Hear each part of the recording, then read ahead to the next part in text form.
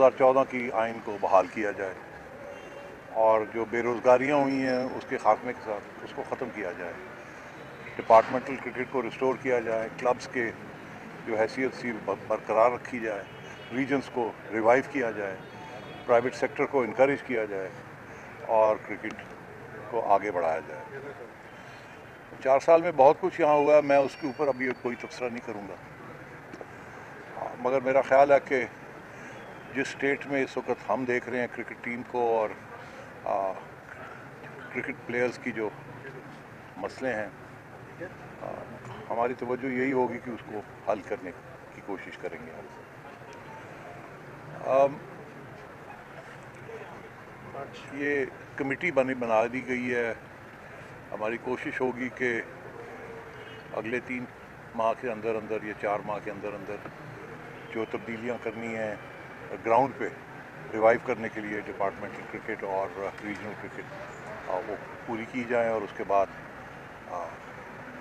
2014 की आइन जो है उसको पूरी तरीके से बहाल किया जाए और फिर ये बोर्ड बनेगा इलेक्टेड रिप्रेजेंटेटिव्स का, जैसे पहले था 4 डिपार्टमेंट्स की तरफ से और 4 रीजन्स की तरफ से और 2 प्राइम मिनिस्टर के नॉमिनीज़ होंगे, फिर इलेक्शंस होंगे और फिर हस्ब मामूल बोर्ड फंक्शन करेगा जैसे पहले करता रहा था। तो ये हमारा एजेंडा है। बेसिक एजेंडा डोमेस्टिक क्रिकेट की रिफॉर्म का है। आपको याद होगा कि हमारे दौर में हमने PSL को भी लॉन्च किया, इंटरनेशनल क्रिकेट को भी वापस लेके आए और अब सूरत हाल ये है कि फॉरेन टीम्स आनी शुरू हो गई हैं और मैचेस भी शुरू हो गए हैं। थोड़ा सा ऊंची बोलिएगा। सो मैं ज़्यादा और बात नहीं करना चाहूँगा।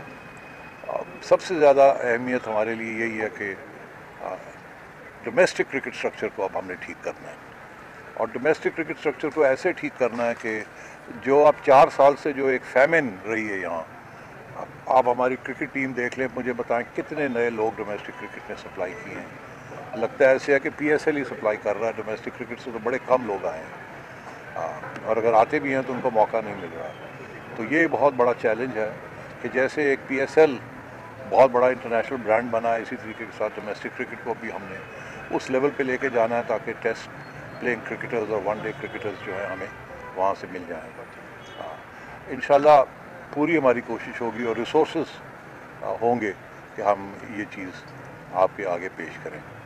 हमारी और भी बहुत सी कोशिशें होंगी, मगर ये मेरी प्राइमरी ड्यूटी है इसके जो स्पिरिट ऑफ 2014 कॉन्स्टिट्यूशन है उसको रिस्टोर किया जाए। मैं और कोई स्पेसिफिक बात अभी नहीं करना चाहूँगा क्योंकि अभी हमारी कमेटी की पहली मीटिंग होगी अगले 1-2 दिनों में, जैसे सब लोग इकट्ठे हो सकते हैं तो फिर हम जो मेजर इश्यूज़ हैं वो हम डिस्कस करेंगे और आपके साथ राब्ते रखेंगे और आपको आगाह करते रहेंगे कि क्या फ़ैसले हो रहे हैं और किस तरीके से हम आगे बढ़ेंगे। अभी न्यूजीलैंड की टीम आ गई है। मेरा ख़्याल है कि मुझे और हमारे साथियों को कुछ कराची जाना चाहिए ताकि रिप्रेजेंटेशन हो। बड़ी अहम दौरा है ये। तो हमारी यही कोशिश है कि ये जो 2 टेस्ट्स हैं ये अच्छे माहौल में हो जाएं और हमारी उम्मीद है कि हमारी कारकर्दगी अच्छी होगी। बस मैं सिर्फ ये कहना चाहूँगा कि एक क्रिकेट टीम अनाउंस हो चुकी है। पता नहीं मुनासिब है या नहीं है कि इस पर कोई तब्दीली लाई जाए या ना लाई जाए या इसको रहने दिया जाए। इसमें 2 पॉइंट्स ऑफ व्यू हैं 2 और वो हम डिस्कस कर लेंगे। तो इसलिए इसके ऊपर अगर और कोई सवाल ना हो तो बेहतर है, बिकॉज इसके ऊपर अभी हमने कोई फ़ैसला नहीं किया है। जैसे मैंने कहा 2 मौक़िफ़ हैं, एक ये है कि नहीं तब्दीली करें अगर चाहते हैं, दूसरा मौक़िफ़ ये है कि नहीं अभी ना छेड़ें किसी चीज़ को, चलने दें जो भी है। काश कि ये टीम ना अनाउंस हुई होती तो ज़रूर हम इस पर गौर करते और शायद कोई नए आइडियाज़ के साथ अप्रोच करते, मगर शायद वो मौका अभी नहीं है, पर देखेंगे। So with those words I like to close. अब आप अगर कोई सवाल है तो 1 by 1 if Sunny you could organise it, I be happy to answer. Sethi साहब, इंडिया के साथ हमारा क्या स्टांस होगा क्योंकि एशिया कप हमने करवाना है?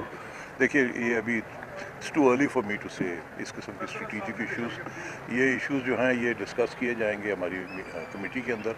अभी तो मुझे ये भी नहीं पता कि यहाँ ऑलरेडी क्या फ़ैसले हो चुके हैं, कितनी गहराई में वो फ़ैसले हुए हैं, क्या सोच थी उनके पीछे। बहुत से बयान मैंने पढ़े हैं मगर बेहतर यही होगा कि हम इसको रिव्यू करें कि क्या मैसेज कन्वे करना है। और ज़ाहिर है इंडिया का जहाँ तक मामला आता है तो हुकूमत की राय लेनी पड़ती है और गाइडेंस वहीं से मिलती है।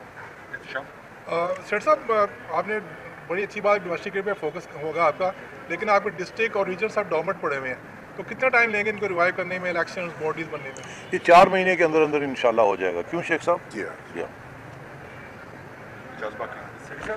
पिछली दफ़ा ज़का अशरफ का और आपका बोर्ड के अंदर बैटल चलती रही थी, 21 दिन बाद चेयरमैन तब्दील होते रहे।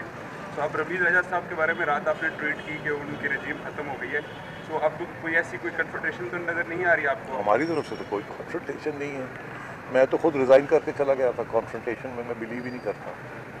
Last question Qadir Khwaja. अच्छा सर, आपने इंटरनेशनल क्रिकेट की बहाली की है और जिस तरह अभी चंद दिनों पहले ये काफ़ी सोशल मीडिया पर चल रहा था कि पेशावर के हवाले से रेड फ्लैग का कहा गया है रमीज़ राजा की तरफ से, तो क्या रेड फ्लैग है या वाकई आप इंटरनेशनल क्रिकेट पेशावर को भी दोबारा बहाल हो? कोई रेड फ्लैग नहीं है, कोई रेड फ्लैग नहीं है। मुझे याद है कि जब इंटरनेशनल क्रिकेट की बहाली की बात हो रही थी तो कराची वाले मुझे ये कहते थे कि सवाल ही पैदा नहीं होता कि आप कराची में मैचेस कराएं, आप तो लाहौर में कराएंगे या मुल्तान में कराएंगे। तो मैंने फिर कहा उनको कि नहीं, आप फिक्र ना करें, जैसे रिस्टोरेशन होती है मैं पहले कराची आऊँगा। और मैंने तीनों वेस्ट इंडीज़ के मैचेस कराची में करवाए थे। मैं आपको आज कह रहा हूँ कि पेशावर असी आए, सवाल ही पैदा नहीं होता कि पेशावर हम ना जाएँ। वहाँ स्टेडियम तैयार हो रहा है, मुझे एश्योरेंस मिल गई है, ऑलरेडी मेरी बातचीत हो चुकी है कि 6 माह के अंदर अंदर वो तैयार कर देंगे और as soon as the stadium is ready हम जाएंगे, खेलेंगे Peshawar. Chairman will take one last question. Afsan Jat. Seth साहब, ये बताइएगा कि अब जो मुल्क में सियासी सूरत हाल है, अगर 3 माह बाद 4 माह बाद जब भी इलेक्शन होते हैं उसके बाद जो है वो दोबारा से अगर दोबारा खान साहब आ जाते हैं या कोई भी और गवर्नमेंट आती है तो फिर ये तब्दीली शुरू हो जाएगी और दोबारा से क्रिकेट का तसलसल ऐसे ही टूटता रहेगा जैसे आज जो है वो अब दोबारा पुराने सेक्टर की तरफ जा रहे हैं? नहीं, देखिए, इसके बारे में तो कोई कुछ नहीं कह सकता। हमें तो ये भी नहीं पता इलेक्शन होंगे कब और कौन जीतेगा या कौन हारेगा। मगर ये बात सही है कि हमारा जो स्पोर्ट्स ऑर्डिनेंस है जिसके तहत पीसीबी ऑपरेट करता है वो कम्प्लीटली डिपेंडेंट है पेट्रन के ऊपर। पेट्रन की बहुत राइट्स हैं इसके अंदर और पेट्रन्स ने पहले भी एक्सरसाइज की हैं और आगे भी वो ज़रूर करेंगे। तो इसके बारे में कोई एश्योरेंस नहीं है। अलबत्ता ये ज़रूर है कि कारकर्दगी बड़ी इंपॉर्टेंट होती है। कारकर्दगी अगर अच्छी ना हो तो एक मौका मिल जाता है लोगों को कि जी तब्दील करें, तब्दीली लाएँ। अगर कारकर्दगी अच्छी हो तो फिर तब्दीली का जवाब बनता नहीं है। तो अब सूरत हाल ये है कि हमारा तो ये ख्याल है कि हमारी कारकर्दगी अच्छी थी।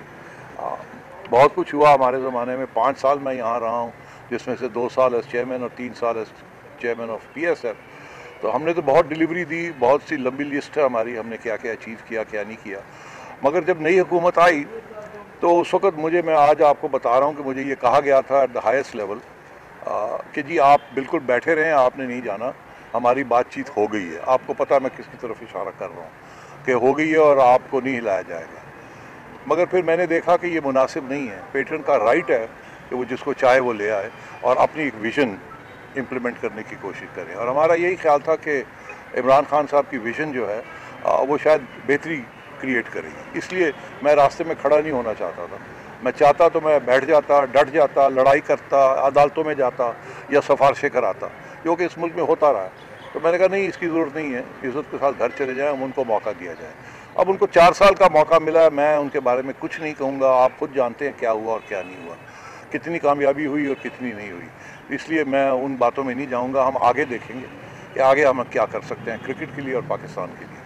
Thank you. जैसे अब जो भी फैसले होंगे will keep you updated. Thank you. और इंशाल्लाह मैं आपसे ये कहूँ कि मैं आप सबसे साथ राब्ते में रहूँगा। आपको ज़ाती तौर पे मैं 90% लोग जो यहाँ बैठे हुए हैं उनके साथ खुद ही राब्ते में हूँ और मैं आपके साथ बड़ी इज़्ज़त भी आपकी करता हूँ और प्यार भी करता हूँ और दोस्तियाँ भी हैं मेरी। तो किसी को कोई रुकावट नहीं है। आप डायरेक्ट मेरे साथ जब चाहें, आपको पता है कैसे करना है, आप लोग करते भी रहें और इंशाल्लाह मैं हमेशा आपके लिए अवेलेबल रहूँगा।